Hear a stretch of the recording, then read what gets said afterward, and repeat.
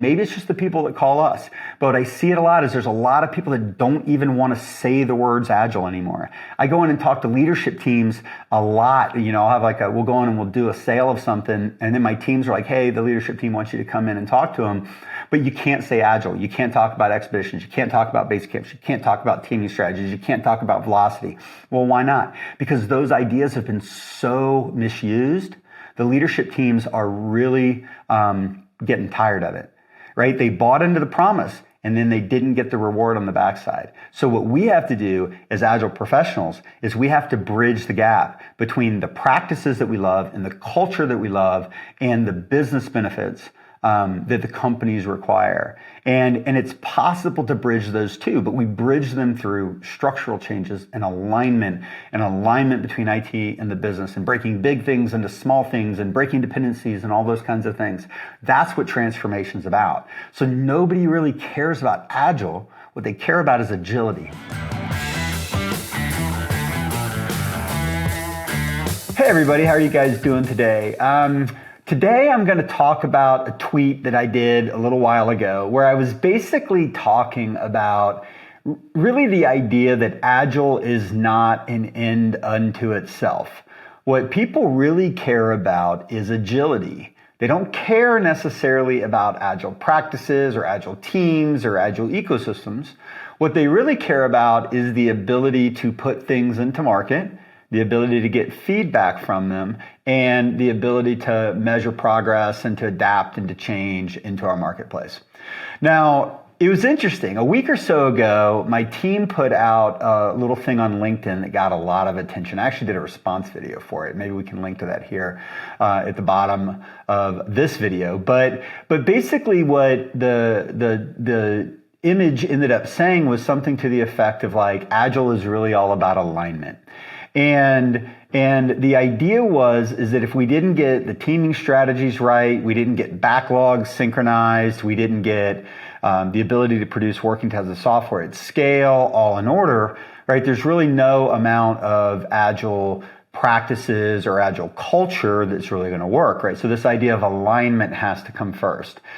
And what I think is interesting is I think that these ideas are fairly closely related because in the comments to that post, I was getting a lot of feedback like, tell me you know nothing about Agile, but without saying that you know nothing about Agile.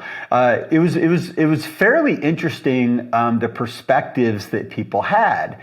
And at one point in that response video, I said something to the effect of, if you guys aren't trying to achieve agility, right, through systems and, governance and metrics and, trying to get things in market and do it in a measurable way, that you really weren't living in the same world that I was living in. Because most of the time, right, I think there's a split in the Agile community right now. And I think that there is a branch of Agile that is basically what I would describe as team-based, incremental, iterative.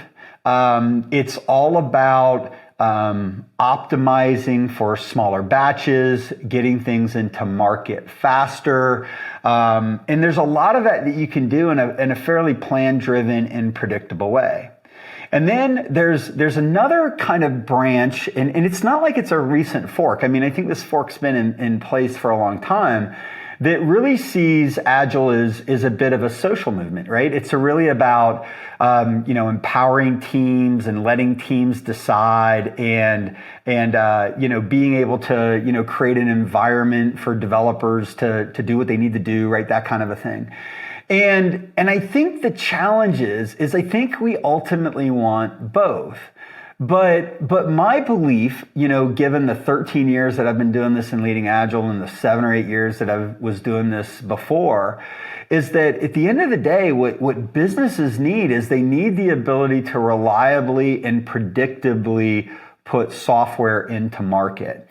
And what Agile came along and did is it introduced a new metaphor for thinking about how to organize systems, how to organize teams, what we want to feed those teams in terms of work, how we're going to measure progress along the way. And the kinds of transformation work that we do is really about creating the conditions within these organizations so that fundamentally agile teams can form, right? And so you think about an agile team. An agile team is a collection of 6 to 8 people. They have some autonomy over their technical stack. They're working with a product owner, at least at a minimum, they have a really clear backlog. They're able to produce a working tested increment of software at the end of every sprint. They're able to get feedback from it, right? There's a set of conditions that has to be in place in any kind of organization in order to be able to deliver with those characteristics. Once those characteristics are in place, something like Scrum or SAFe is a really solid way to manage the work, right? To get visibility, to do burn downs. The fact that we have teams with very few dependencies between them, they're operating somewhat autonomously, they're operating clearly with the direction of a product owner, but they have a lot of space to be able to make decisions and decide who and how does the work, right? All that kind of stuff. That is like a byproduct of the ability to get people into the right ecosystems. And so I think to some degree, right, as an Agile community, this one fork of the Agile community, what they've done is they've over-indexed on the practices of agility, like the daily stand-up, the review and retrospective, the burn down, the collaboration techniques, or if it's at scale, the big room planning and the different techniques associated with that. And you know, a lot of times that side of the world tends to index on culture and how people feel and are they happy or not and everything. And again, like I feel like a broken record to some degree that stuff is important, but that stuff is a byproduct of being in an ecosystem that can deliver. And one of the things that I'm really passionate about, and the reason why I'm kind of hitting on this in some form or fashion and almost every week, is because there's a lot of places that we go nowadays where people don't want to talk about Agile, right? It's like we're burning that word out in the industry, because what people see it as is they see it as a social movement. They see it as a way of empowering people. They see it as a way of trying to change the culture. And culture and everything is great, right? We want it, but only if we can deliver reliably and predictably and get fast feedback.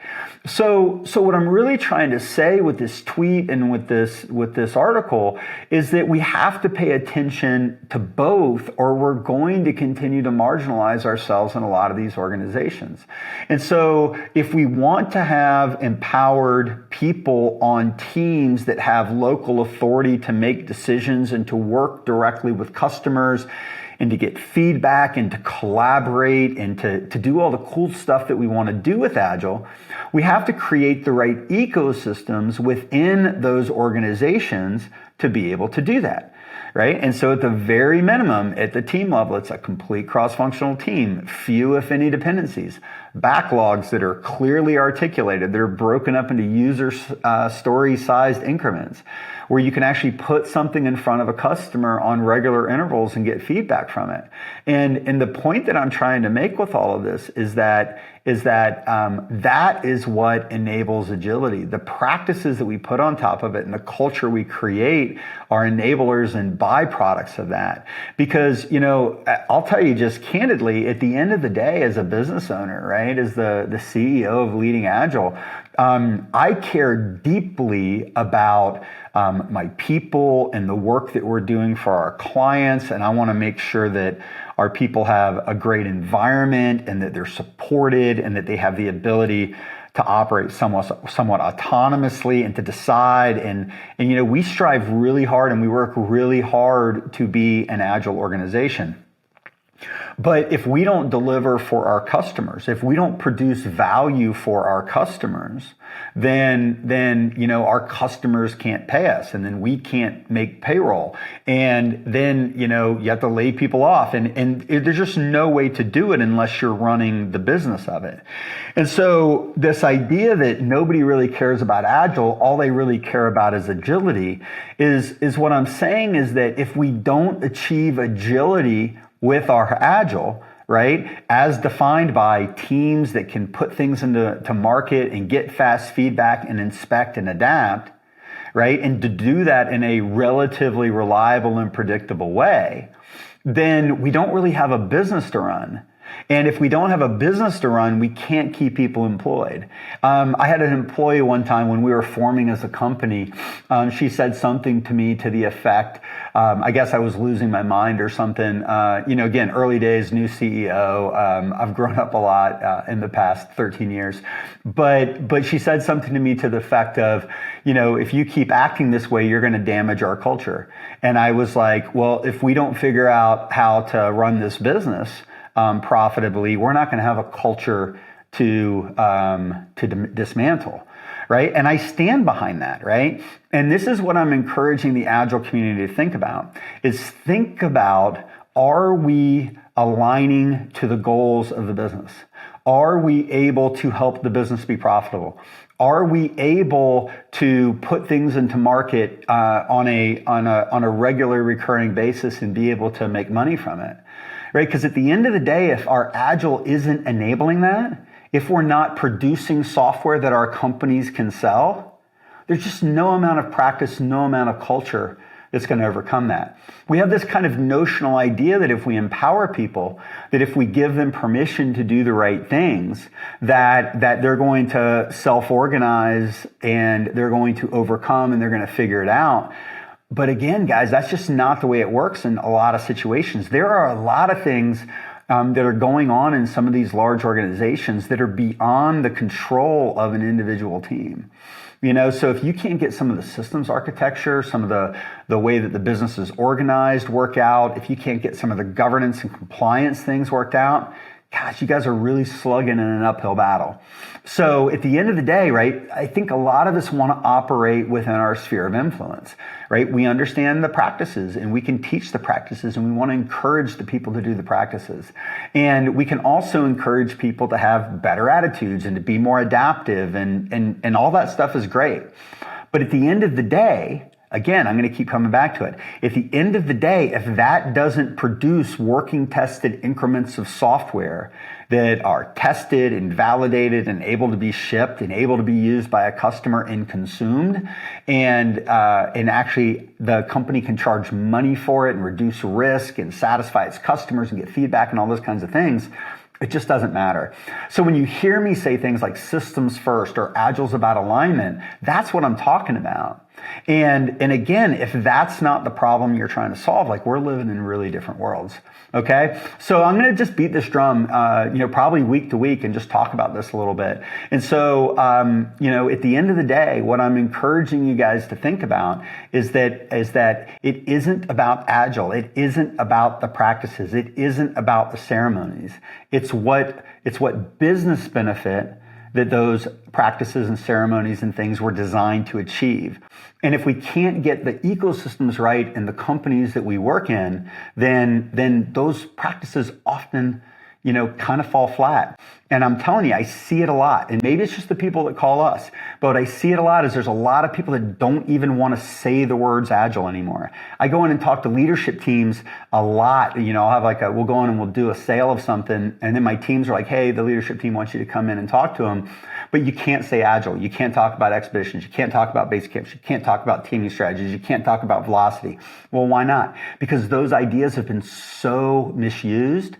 The leadership teams are really getting tired of it, right? They bought into the promise and then they didn't get the reward on the backside. So what we have to do as Agile professionals is we have to bridge the gap between the practices that we love and the culture that we love and the business benefits that the companies require. And it's possible to bridge those two, but we bridge them through structural changes and alignment between IT and the business and breaking big things into small things and breaking dependencies and all those kinds of things.